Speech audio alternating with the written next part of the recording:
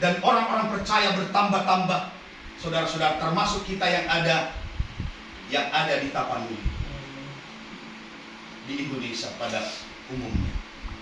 Oleh berkat firman penginjilan yang sudah bergerak sejak dari Yerusalem, dari barat sampai ke timur. Itulah kegerakan gereja hujan awal, saudara-saudara. Dan itu sudah terjadi. Tetapi akan ada satu kali lagi kegerakan. Akan terjadi satu kali lagi kegerakan yang namanya kegerakan gereja hujan akhir. Itu sebabnya Yesus disebut Alfa dan Omega. Yang awal dan yang akhir. Dia tidak mungkin hanya mengawali, pasti akan mengakhiri. Sebab kalau hanya di awal tidak diakhiri, berarti gagal. Berarti gagal. Sebabnya Tuhan Yesus diberi pangkat Alfa dan Omega. Dia akan menyelesaikan sampai selesai pekerjaan pembangunan gereja Tuhan, sampai bisa kembali lagi kepada gambar yang semula itu. Bapak, Ibu, saudara-saudara. Baik, kita melangkah kepada ayat 8. Ini pelayanan yang kedua, yaitu pelayanan di rumah yang dikerjakan pada waktu malam hari. Pada waktu malam hari artinya waktu akhir zaman di rumah, yaitu tadi menyediakan makan dan minum Tuhan kita itu. Memberi makan dan memberi minum Tuhan di atas segala Tuhan.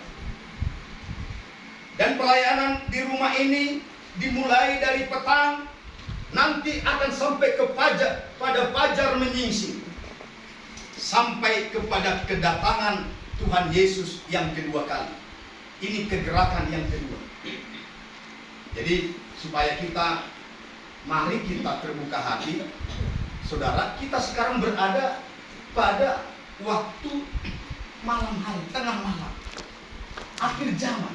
Jangan terlena, jangan lalai kita dengan berkat-berkat Tuhan, mujizat-mujizat yang sudah terjadi lewat firman penginjilan yang sudah beratus-ratus tahun terjadi sejak hari Pentakosta itu, saudara-saudara. Sekarang saatnya kita harus melangkah. Sebabnya Rasul Paulus mengatakan pada Ibrani pasal yang ke-6, lanjutkan, tingkatkan sampai kepada kedewasaan penuh. Jangan terus anak-anak masuknya. Saudara-saudara yang dikasihi, lanjutkan kepada kedewasaan penuh. Tinggalkan ajas-ajas pertama. Apa itu ajas-ajas pertama? Kekristenan kita itulah percaya, dibaptis, terima Roh Kudus. Itu masih dasar itu. Dasar-dasar orang Kristen. Jangan kita tinggal hanya dasar-dasar, pondasi. Ya, kalau hanya pondasi nggak bisa ditempati. Andai kata rumah ini hanya pondasi, kepanasanlah kita, kena hujanlah kita, kena anginlah, sakitlah seisi rumah ini.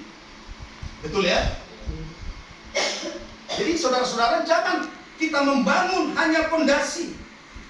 Di atas pondasi itu Tuhan suruh untuk membangun. Tetapi kita harus jeli juga untuk membangun. Karena ada dua jenis bahan. Ada yang dari kayu, ada dari rumput jerami, lalu ada yang dari emas permata. Ini nanti akan diuji. Bangunan itu akan diuji.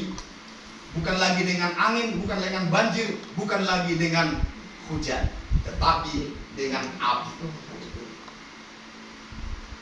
Kalau hanya hujan, nggak apa-apa, biar pulih, dari kayu masih tahan.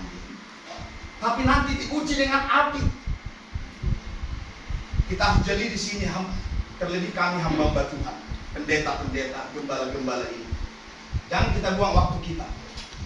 Jangan kita sia-siakan waktu yang Tuhan berikan